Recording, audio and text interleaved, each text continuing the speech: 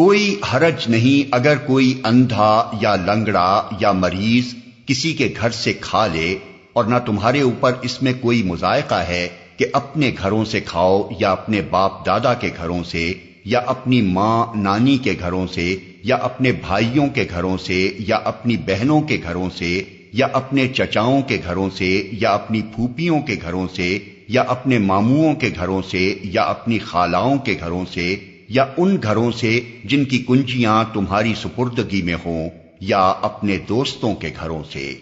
اس میں بھی کوئی حرج نہیں کہ تم لوگ مل کر کھاؤ یا الگ الگ، البتہ جب گھروں میں داخل ہوا کرو تو اپنے لوگوں کو سلام کیا کرو، دعائے خیر اللہ کی طرف سے مقرر فرمائی ہوئی،